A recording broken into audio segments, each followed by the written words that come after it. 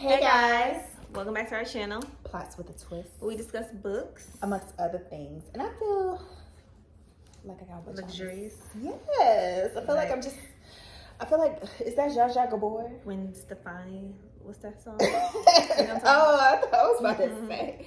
I feel like that's really what I want my estate to be. Like I did look up like a robe with like fur and cute, and like I wear my little turbans. Right. That's me. All right, well, we're back with another video. We saw an idea for this video from, sorry, I don't know the channel name off the top of my head, but I will link it. I did just know, like we literally, I'm sorry. What's the girl name?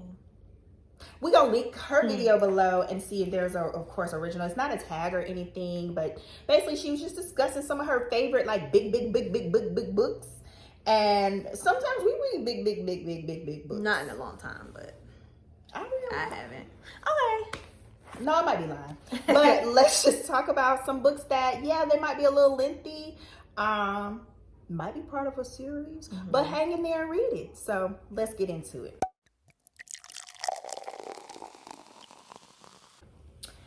All right, so big books, we categorize them as she did, which is books that are over 500 pages. Do you have any that you would mention that are like maybe 450? Yeah, I have one that is like just under 500. So like it's at 480, I think it said. Okay. Well, why are you trying to look at mine so hard? I will start then, or do you want to start? It don't matter. You start. Okay, so I'll start. So I guess two of mine go hand in hand because they're part of a series, and this is one of my favorite series. I keep talking about it because it is one of my favorite series, even though the author is problematic. That gives a huge hint right there. But they also, towards the end of the series, the books got thicker. Lots of things to divulge and discuss and dive into. And that's Harry Potter. But the longest in the series are book 5, which is The Order of the Phoenix, and book 7, which is the last book, The Deathly Hallows. And out of the two, my favorite, honestly, is the 5th book, which is The Order of the Phoenix, just because I have vivid memories of reading that book, even though it was some odd 10, 15 years ago. And out of all the books, I just recall the most how that one made me feel. Of course, Deathly Hallows, I can remember the feels with that because it was the last book in the series. But I just remember having a visceral reaction reading that book. It was a lot of things going on in Harry Potter's world. He was very, very lonely. He was feeling a lot of things. A lot of people didn't believe some of the things that he was experiencing, and Dumbledore wasn't there to support him. So he had this other little frog-faced lady. I ain't liked it. And I just remember. And so oddly, it's like one of the longest books in the series. And, one of my favorites. Oh, do I have it? Oh, Lord. You probably do. I do. I mean, just so y'all can get a reference of... I can't get it out. I ain't gonna worry about it. It's in there. Cozy. All right, what you got? So I'm gonna group these together because if I'm being completely honest, I don't remember what happened to each book because I read these a long time ago. And I read the books, child. Like, who was I? And that is the Game of Thrones series. How many pages are them? First of all, I read book 1 through 4. So first of all, book 4 or book 3 in itself was over 1,100 pages, child. The fact that I actually read that page by page. The books are this thick and fat and short, and the letters are this small. I do have one right here. But I read 1 through 4, y'all. That's when I was at reading, girl. Like, I ain't have no life because I was just reading the books.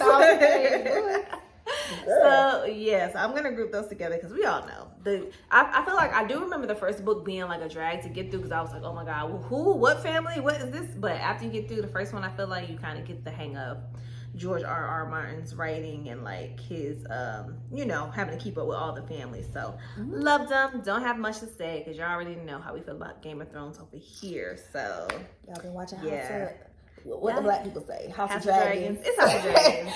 It's House of the Dragon. It's House of Incest. Ew. It Yes. is. Oh. All right. But yeah. So next for me is a book. Honestly, it's a series. So it seems like I have a theme. I think you probably have the same thing, but kind of. Because I guess, you know, the series, the girls got a lot to say.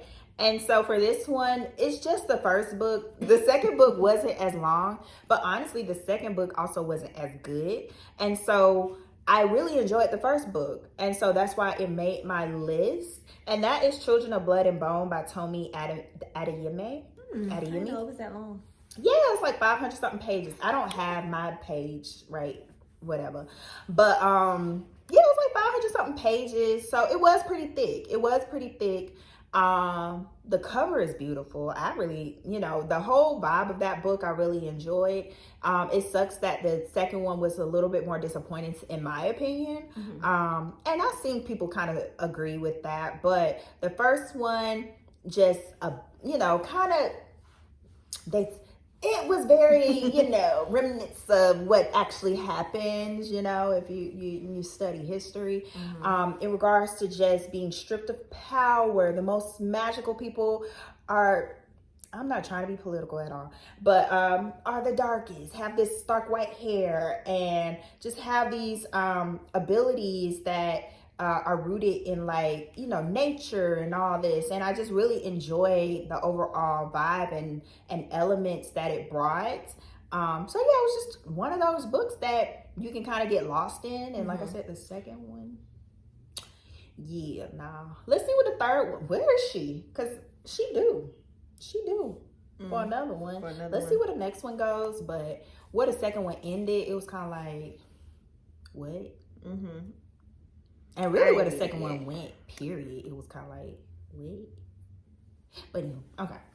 But yeah, the first one was good. Okay, so I'm just go ahead and get into my other series. I didn't put all of them. Oh, okay. I didn't put like all of them, but this particular one, The Girl Who Kicks the Hornet's Nest, from the I had that one too. The Dragon Tattoo series. Look, all my books are right there. So that one, I'm trying to see which one this was about, because I couldn't. That's the third one. That's the last one. That's the one where all the stuff started to come together. Yeah, this is the last one that he actually wrote, right? Still? Yeah. So where everything, so the first one kind of focused on her and that family. Then the second one went into her brother. I think this one goes into more of her sister. Yeah. And her sister, their relationship and stuff. And things that, like, it goes into more so the government aspect of what happened with her dad, or did this say? I don't know. They all they kind of blended together, but it was good. So yeah, it was definitely good. I remember, like, I feel like the first 3 books were the best ones. Yeah, the ones he did. The ones Stieg Larsson. The ones after was still, I'm still reading them. I still read them, but it wasn't as good as the originator. So yeah, and those books are pretty long, because there's a couple of books in the series that are over 500 pages or just under 500. So yeah, that particular one's 566 and 66. I wonder how long they would have got if he had, if he had the opportunity to continue. Yeah, I think I read that one physically too. So I read it physically. Yeah, that's what we was reading back in the day. So yeah. Okay, well, that's also one of mine. That was my number 3, but just to kind of throw another one in the mix. The second one of this is series. What is up with series? Maybe we shy away from, like, standalone. If you read Babel, that's probably over 500 pages. Yeah, I think it's really long. All the Light We Cannot See, is that over 500? Probably. So she reads the book. Let me see, is Cold as Winter Ever? This short, that one is over 5. So if I read the books on our TBR, maybe I'll have more, but I don't know what's up with just series just having longer books. But another one that I guess I'll throw in the mix, since she took my other one, was the second book of, I feel like we talk about some of the same books, so it's okay. Was Cricket Kingdom and the Six of Crows duology. So both were really lengthy. I think Six of Crows itself was like 4 something, and then that one was like 5 something. But both very enjoyable. I really enjoyed. I can't, like, if I didn't read some other series that I really enjoyed, not even if I didn't, Cricket Kingdom is up there. What's up there? It's up there. Just read it. I am eventually. No, you were reading it because I gave it to you as a... No, but I was gonna read it anyway because I bought the book. Remember from the book sale? I still have it. I have it somewhere. Let me stop looking for all my books. Okay. So next on my list is one that's kind of unexpected, y'all. It's a classic or whatever, and I read it in college. And really, you know how when you read stuff in school and they make you analyze it and all that stuff. I really enjoyed it. And that is Great Expectations by Charles Dickens. I know, right? Like, so random. But that is 544 pages, and I read that in school for whatever literature class. And y'all, we had to write, I just remember having to write a paper on it, and then, like, what was the paper about? It was about the book, but it was like something specific he told us to write out.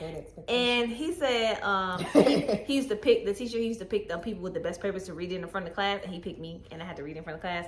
Y'all, I would speed through reading because I don't like being in the front of the class for nothing. But I was like, not me writing a good paper on Pip and his experiences. He was debate reading. Yeah.